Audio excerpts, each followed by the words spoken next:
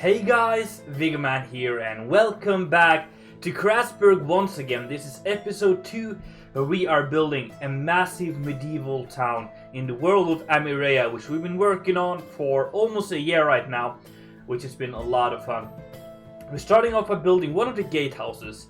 As you probably have seen in the maps and the planning videos of this area here, there is going to be several minor areas inside the town of Crasburg that are divided by castle walls to make it even more defendable and more solid, I guess. So this is one of the inner city walls, which just pretty much protects from the outside, where we have this very good, I wouldn't say good looking, but it's kind of there to scare the enemy off in a way. And then just kind of keep it all safe and yeah, also look good as well. Then on the back here we're just adding some nice stuff. I really want to get the atmosphere up and running straight away, getting the flowers in, getting the trees in, getting the beautiful pathworks and things like that, just creating this kind of atmosphere that I've been wanting to have here for a while. So that is kind of what we're doing right now, which is pretty cool. And then just kind of making some of the path layout here, adding the first building right now, which was a lot of fun. It was also very exciting because it forced me to try to build a style that I have not been doing in like 4 years, and that was without the Conquest Reforged. So I've never really tried doing Tudor or just classic medieval wattle and daub kind of style buildings in Conquest Reforged before. So this was a lot of fun for me, and this is why I wanted to do this kind of project, to force myself into trying new styles, force myself into evolve as a builder, because that is kind of why I'm here. I'm hoping that is why you guys are here as well, to improve when it comes to building. So I'm very happy with how this turned out. We're going to take a closer look at every single building here in first person when we're done with the timelapse here, so we can see all the details and such in first person and kind of take a better look at them. Then we're adding another building next to it with the same wattle and daub kind of structure, where we have some red planks instead of the brown ones, and then a little bit brighter wattle in the middle here, or daub I do believe it's called. But yeah, the general idea is pretty much the same, where we have like building up the structure with these wood beams, and then we have some white or brighter kind of clay in the middle here, which just makes this very medieval looking building, which I'm very happy with how it looks and stuff. So the next and the final building for today is going to be a blacksmith, which is placed just next to this here, the two first building. And as you can see, we have more stone here than we have in the other ones, and that is just to make it more unique. Decided to make it a little bit taller than the other ones as well, to really just get the interior a little bit more unique as well, and things like that. So that is a lot of fun here. Going for pretty much very similar wattle and daub design here as well, but trying to make every single building more unique. That's really how I want to build this town here. So that's a lot of fun. As you can see, we're also doing a lot of different roof designs here. That's a lot of fun. So let me go over to first person and we'll take a small look at this. Alright guys, we are standing outside the first city gate here. Looking pretty cool, at least in my opinion. I'm very happy with how it turned out. Currently there's no road leading to it, so it's kind of just hidden away here in the fields here, but that's okay. I feel like I managed to make it look terrifying, but still look beautiful in a way, and also there's a lot of defensive parts of this, so make it like it's some kind of realistic city gate, because that is something I really want to focus on as well. So as you can see here, try not to get the sun in my face, there's a lot of these arrow slits up here to protect it. We also have this turret sticking out to get a more advantage over the enemy. And then we have a lot of crenellations on top, different kind of crenellations to get different kind of angles and stuff like that. And also it just looks massive. You don't really want to go towards this without anyone, without a big army in your back. So yeah, it should be pretty good. Also to get in here, this portcullis is going to be lowered if anyone tries to get in here. So you're gonna kind of get stuck here, and then we have arrow slits here in here, so they can shoot straight at you from inside. You would be pretty dead if you stood here for too long. So that's pretty good. There's nothing in the back here, but I don't know. I don't think it's necessary, because once you're true, you're pretty much true. So there's no way to try to kill people that are already true. So we can start by going up this small stair here. Here's just an empty area right now. I totally forgot actually to do this.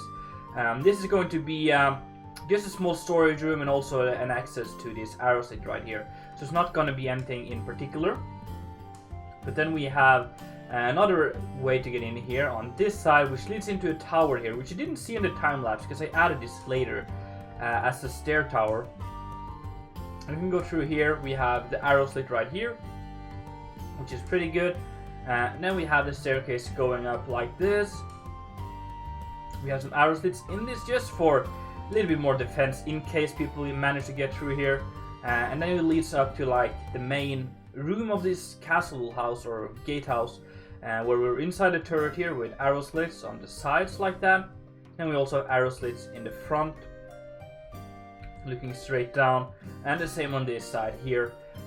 We do have all the mechanics to lower and rise the portcullis here. So we have these beams here goes through, and there's a counterweight on the outside. I'm going to show you that later, which kind of lowers and lifts this thing right here.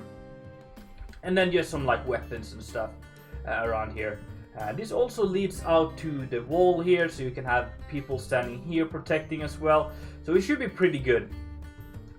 Now we can go back into the stair tower here and go up here where we have like the top part, I guess, where we have two turrets on the side here, where you'll be shooting down at your enemies like that.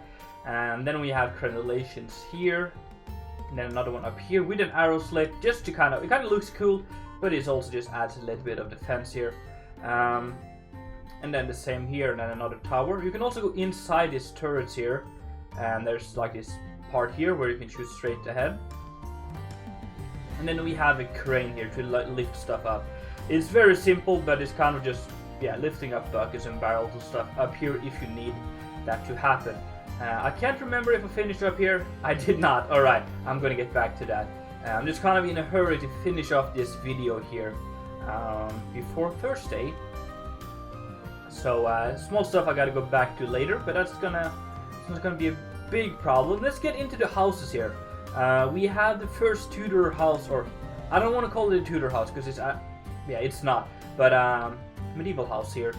This is some kind of weaver. We have this spinning wheel here, spinning thread, I guess, and then we have people staying here and weaving some kind of carpets. And then we have a kitchen in the back with a fireplace or oven. You can also go upstairs here and not fall down like that. You can go upstairs and just look at this. We have like a sitting area for eating and another sitting area, and kind of the master bedroom here in the back, where we have just a bedroom and some storage and stuff like that. Pretty cool. I'm very, very happy with how it all turned out here. Nice and not too bright, but bright enough. I guess kind of has this medieval mood. Very happy with that. Up here is kind of the children's sleeping chambers, and then some storage here. So that is pretty much it for this place. There's also a small like attic up there, just for storage. Let's go down again, and we'll go into the next building, which is an apothecary, where you can get potions and things like that. So there's like this small shop entrance here with some stuff here and there. You can go out here. We have an oven to heat up the area, which is pretty cool. And then there's some storage right here. You can also go downstairs, where we have a small storage area for things like that, potions and barrels and things. You can go outstairs here in the back, and then go up here into the main living quarters. So here we have a kitchen. We have the master bedroom here in the back, and then we have a small ladder going up to the children's chambers. Up here they're eating, they're playing and stuff, and then we have some storage here as well. So layout wise it's kind of similar to the first one, but it's still kind of unique. So yeah, that is pretty cool. Then we have one more building to take a look at. I want to take a look from the front. because that is kind of how you're supposed to see it. So here we have this stone foundation here, we have the wattle and dwarf, and then we have this wooden extension feature here, which I think looks beautiful when it's all combined here. So I'm very happy with how that turned out. Then we also have this small fence here to kind of fence everything in. We have the big fire here to heat up metal and anvils and things you would need to manage to be a blacksmith, I guess. So we have water, we have this kind of thing. What's that called again?